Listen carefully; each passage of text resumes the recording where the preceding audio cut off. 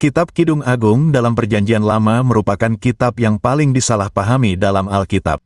Kisahnya tentang seorang pengantin wanita yang merindukan kekasihnya telah menyebabkan banyak orang secara keliru menganggapnya sebagai sekadar karya sastra romantis. Seperti yang akan kita lihat, ini sama sekali tidak benar. Kenyataannya, kitab ini bisa dibilang merupakan kitab nubuat terbesar di seluruh Alkitab. Para rabi sendiri bersaksi tentang signifikansinya. Rabi Akiba menyebutnya sebagai yang Maha Kudus. Talmud bahkan memperingatkan bahwa meremehkan ayat-ayatnya akan mendatangkan kejahatan bagi dunia. Dalam Kidung Agung, pengantin wanita menghabiskan sebagian besar waktunya untuk mencari kekasihnya yang terus menghilang. Kidung Agung sebenarnya berakhir dengan pengantin wanita yang menangis agar kekasihnya segera datang. Makna sebenarnya dapat terungkap hanya ketika seseorang memahami bahwa pengantin wanita melambangkan Israel dan kekasihnya melambangkan penebusan Tuhan. Berdasarkan pemahaman ini, Kidung Agung menggambarkan orang-orang Israel yang menantikan Tuhan untuk menebus mereka.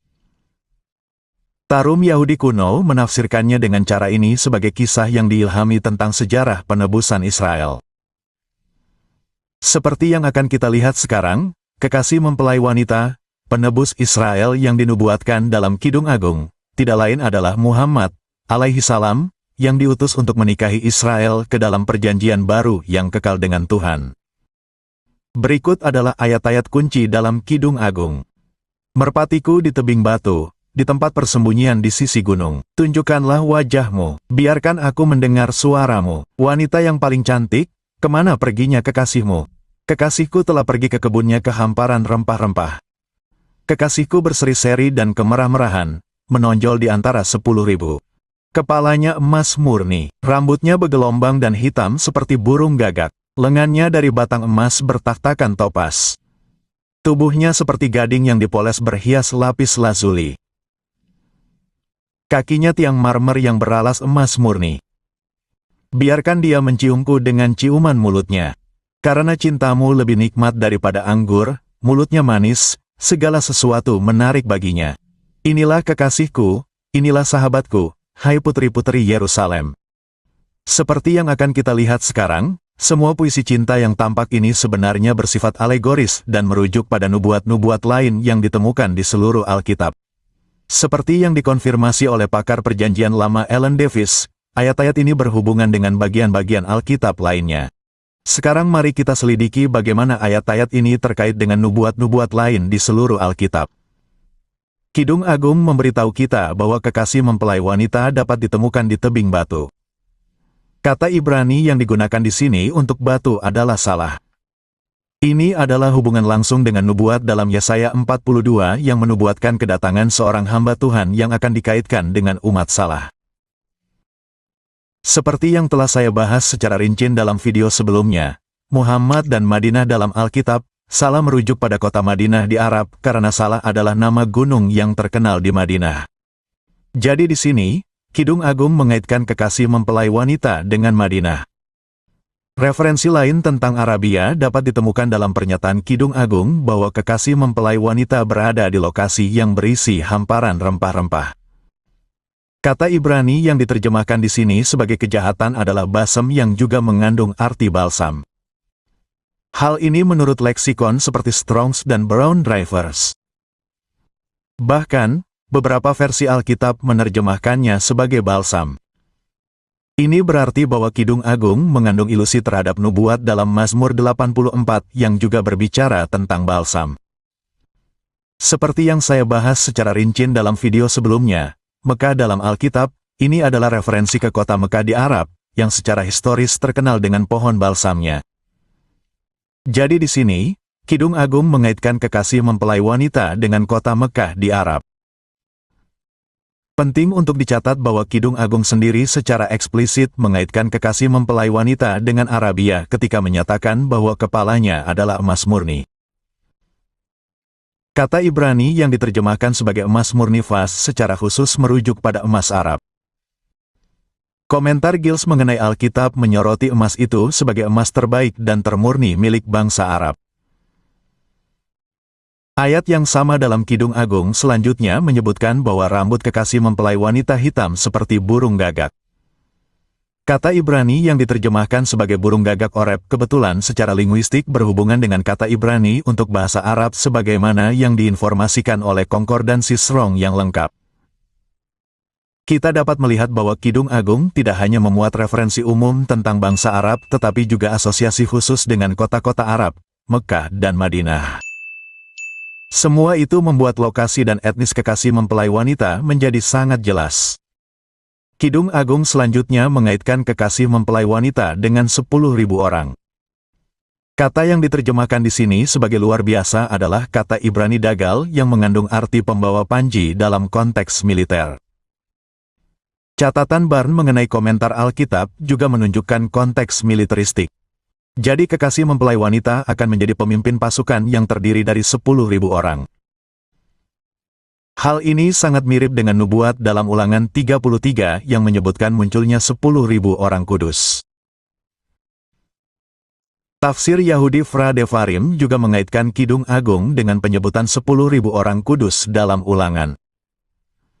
Oleh karena itu, kita dapat melihat Ulangan 33 untuk mempelajari lebih banyak informasi tentang kekasih mempelai wanita. Seperti yang saya bahas secara rinci dalam video sebelumnya, Muhammad dan para sahabat dalam Alkitab, Kitab Ulangan menubuatkan munculnya seorang pembuat hukum baru di Arab yang akan didukung oleh 10.000 pengikut yang saleh. Jadi sekali lagi, kita memiliki contoh lain di sini tentang kekasih mempelai wanita yang dikaitkan dengan Arab. Kidung Agung selanjutnya menyamakan bagian tubuh kekasih mempelai wanita dengan berbagai logam mulia. Ini adalah ilusi terhadap kitab Daniel pasal 2 yang menyebutkan mimpi Nebukadnezar tentang patung yang bagian tubuhnya juga terbuat dari berbagai logam mulia.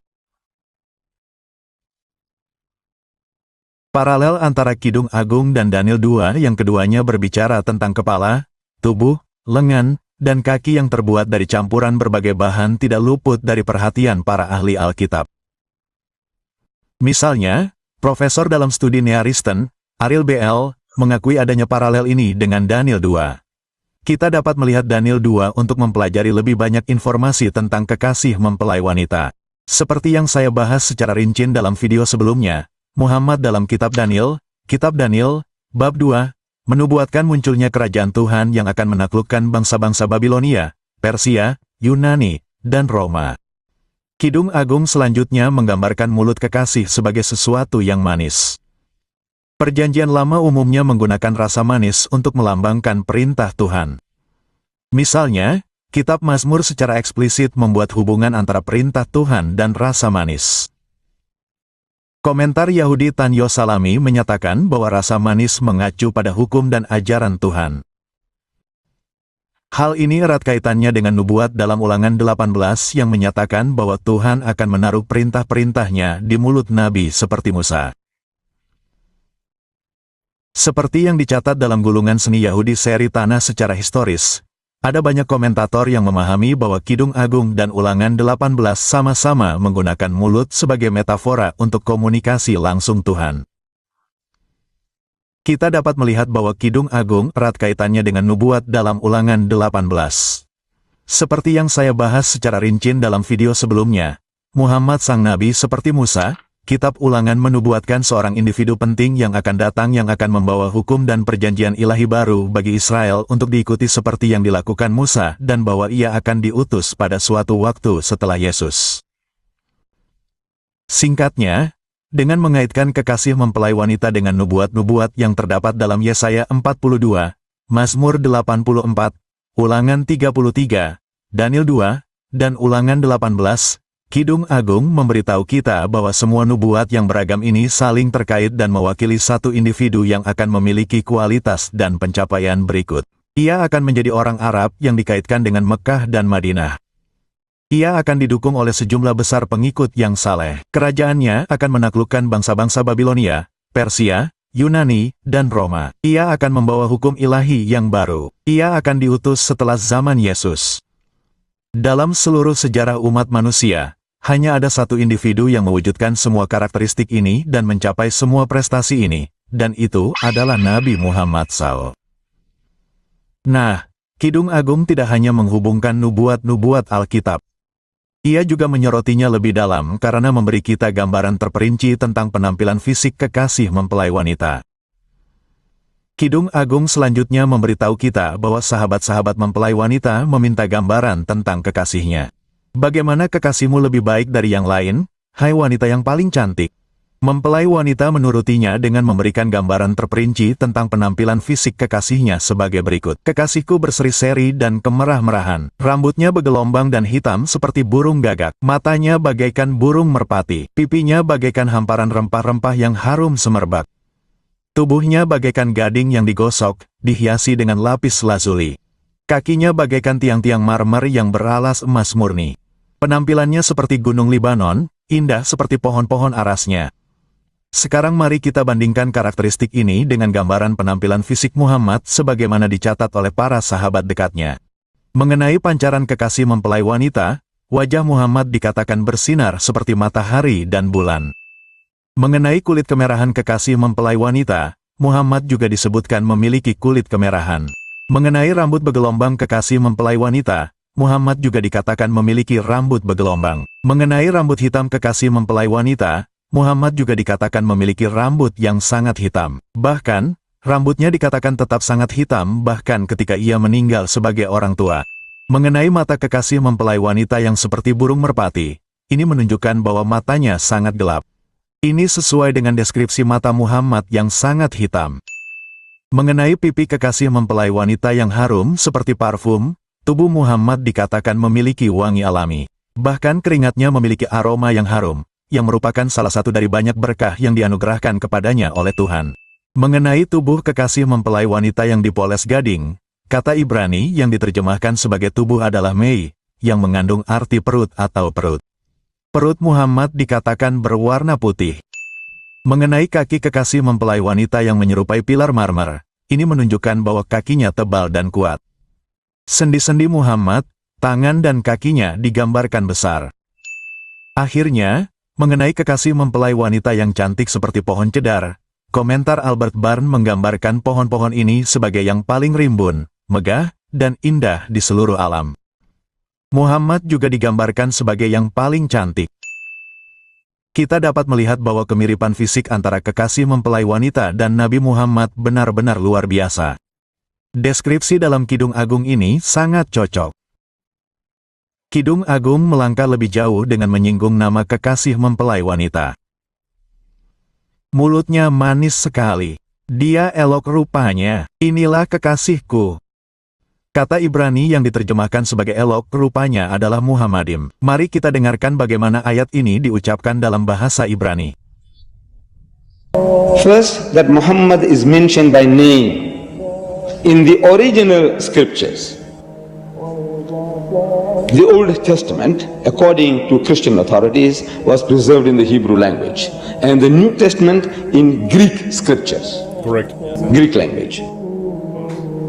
In the Old Testament, in the Song of Solomon, chapter 5, verse 16, in the Hebrew language, it reads, Hikko mamittakim vi kullo Muhammadim zahdudi vi zahra'i bainat Jerusalem.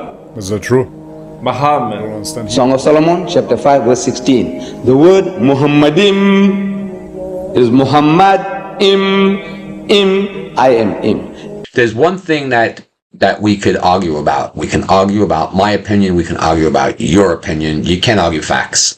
So if they're going to show receipts and they're going to show facts of where Muhammad is mentioned in the Bible, and they're still going to argue about that, that's total ignorance. Im is a plural of respect in Hebrew.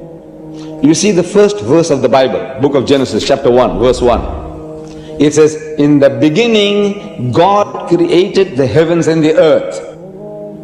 The word God in Hebrew there is Elohim. Yeah. Oh, okay. In Hebrew, Elah stands for God. Elohim is a plural form to say with awe, respect, and reverence. Plural of respect. The royal form.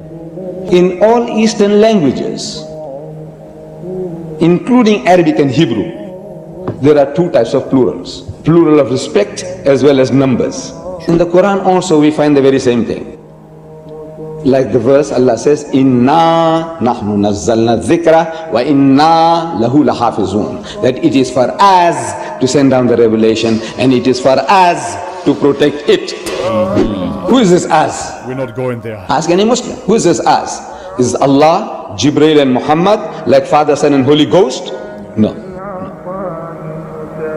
But is us, who is us? When we are told in the Holy Quran, قُلْ هُوَ اللَّهُ أَحَدٌ, say, He is Allah, the one and only. Like I said, if you're a Christian and you want to stand by, you don't see where Muhammad was mentioned in the Bible. I mean, they just showed you in plain black and white right there. So it's pretty hard to. There's one thing that we could argue about. We can argue about my opinion. We can argue about your opinion. You can't argue facts. Here he's talking about us. No Arab Christian has ever asked the Muslim, I said the Arab Christian, has ever asked the Muslim, who is this us? Because he knows in his language there are two types of plurals. Plural of numbers and plural of respect. This us is like in royal proclamations, you have plural of respect. We have decreed, says the queen. We. Who is this we? Not she and her husband and her son. No. It's standing for herself. Out of respect. Plural. Elohim is a plural of respect. Im. El is God. Allah is God. Elohim is more than one of respect. Ask any Jew. This is his book. Ask him what is this Im. He said, look, in my language, this is the plural of respect. God is one, but out of respect we speak like that. Im. Makes sense. Muhammad Im. Muhammad Im. Plural of respect. It's gonna get way more deeper than this, you guys. Stick around. Let's continue with some it. online Let's see where it translators and goes. see what they say. Will they translate this word? It's written pronounced the same original. That was written in Hebrew. Curious about this. However, I think it's showing different translations from maybe Hebrew to maybe English and maybe Greek, Translates Arabic, as well. you know? Because I see different translations on There's the absolutely screen no there. denying that. It's confusing, but it's The speaker, one last time in the comment section, enlighten us. Song of Solomon, chapter 5, verse 16. Yes, the name Muhammad does show up. It does say Muhammadim, but the name Muhammad is very plainly in the text. חיכו ממתקים There though. וכולו מחמדים זה דודי וזרעי בנות ירושלים חיכו ממתקים וכולו מחמדים זה דודי וזרעי בנות ירושלים חיכו ממתקים וכולו מחמדים זה דודי וזרעי בנות ירושלים. I want to know what translation. In the Hebrew language. In the original, what they call original, it's there. But they have translated that That translation. in English as altogether lovely. So this beloved of mine is altogether lovely. When you read altogether lovely, you can't associate with the word Muhammad. No. You read it 1,000 times, altogether lovely, altogether lovely. Or let's say in another language, the praised one, the praised one. Muhammad means the praised one. But he said the praised one, the praised one. You can't think that he's talking about Muhammad. Though Muhammad means the praised one. You have no right to translate names of people. Anybody. Your name should be retained. Mr. Black is Mr. Black, though he's white. You have no right to translate names of people. I think this is just a malicious intent by the